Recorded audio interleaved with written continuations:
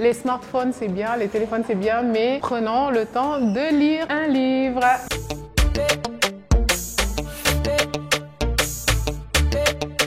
Aunice ne Mame Diarra Diop ne kunnafoni dila de ani sɛbɛnnikɛla aw bɛ anu Bamako sanfɛ. Oui, alors retour à Ceuta et Melilla, c'est un roman sur la migration. En 2006, il y a beaucoup de subsahariens qui ont essayé de franchir les grilles à Ceuta et Melilla, qui sont deux enclaves espagnoles, et beaucoup sont morts dans cette tragédie. Et l'idée du roman est partie de là, c'est le point de départ en fait de l'histoire. Des années plus tard, d'autres migrants vont essayer eux aussi de passer.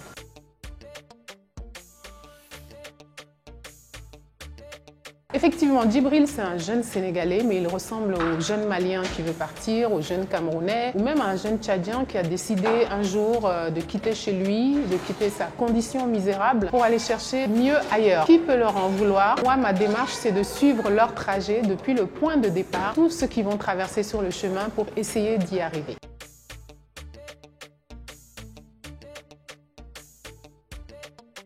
Oui, alors le fil conducteur du roman, c'est Alain. Alain, c'est un des personnages, c'est un journaliste. Il me ressemble beaucoup. Je m'identifie à lui et quelque part, ça m'aide à écrire ce récit puisque Alain va aller sur la trace de ces migrants, il va aller sur la trace de Djibril et de ses camarades. Il va les suivre dans le désert et à un moment donné, il va devoir les abandonner parce qu'il ne peut pas continuer l'aventure avec eux. Donc, il est un peu le lien entre tous ces personnages et tout au long du roman, il sera présent.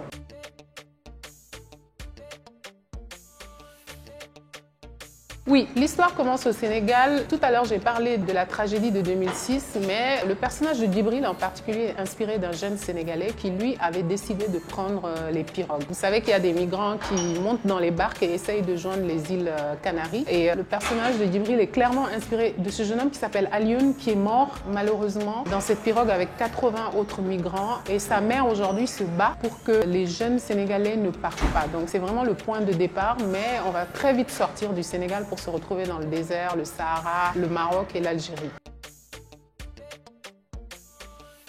C'est ça, c'est la maman d'Alioune. Le livre lui est dédié parce qu'aujourd'hui, elle a monté une association. Elle aide les femmes de Thiaroye-sur-Mer, qui est un quartier de Dakar. Elle aide ces femmes-là à avoir des revenus et elle sensibilise aussi les jeunes à ne pas partir. Donc clairement, le livre lui est dédié.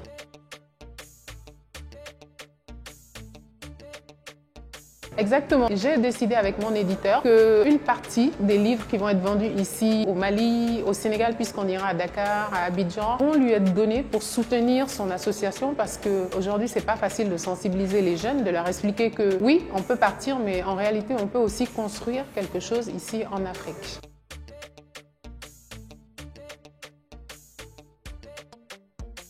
Oui, écrire c'est témoigner, écrire c'est se mettre à nu aussi, hein. C'est se dévoiler, mais finalement l'écriture ça sert aussi, j'aime bien, comme le dit cette jeune auteure, c'est mettre le doigt dans la plaie en fait, hein. Donc pour moi il y a aussi un peu de ça, mais en même temps moi j'aime avoir une part de rêve aussi, c'est pour ça que j'ai des personnages qui sont très romancés. J'aime bien l'univers du fantastique, un de mes livres préférés c'est 20 000 lieues sous les mers. J'adore la série des Harry Potter de J.K. Rowling et j'adore aussi en bande dessinée Aya de Yopougon, donc c'est pour dire que les univers un peu décalés, fantastique, moi j'adore ça. Avant ce roman, j'ai d'abord publié un petit recueil de nouvelles sur l'enfance. Ce sont des petites histoires enfantines. Après ça, j'ai participé à un essai collectif sur être une femme malienne au XXIe siècle, parce que je suis sénégalaise mais malienne aussi par ma mère. Mais c'est un livre qui est universel puisqu'il touche à la condition même de la femme africaine, on va dire. Tout ce qu'elle traverse pour se réaliser, toutes les contraintes socio-culturelles qu'elle rencontre, mais aussi son immense besoin d'émancipation et aussi cette complémentarité qu'il faut trouver avec les hommes, hein. On n'est pas contre les hommes, on est avec les hommes. Donc oui, la condition de la femme malienne, mais c'est un essai écrit avec d'autres auteurs aussi. Oui, je travaille déjà sur le deuxième. Je peux vous dire que je ne dors pas la nuit parce que c'est un thème qui est très difficile, qui est très actuel parce que bizarrement quand on est journaliste, on est très inspiré par la réalité. Et oui, souhaitez-moi de pouvoir le finir car l'écriture c'est un acte solitaire, c'est parfois douloureux, mais c'est nécessaire. Oui, on a fait une cérémonie de dédicace parce qu'il était important de réunir les amoureux du livre, les partenaires qui nous ont beaucoup soutenus comme l'Union européenne qui a acheté un lot de 50 livres qui vont être distribués à des bibliothèques régionales, à Gao, Tombouctou, Kidal. C'était important de remercier tous ces partenaires, l'Office international des migrations, puisque le sujet c'est la migration, mais aussi les amis, les camarades comme toi Hakim et d'autres autour d'une œuvre littéraire.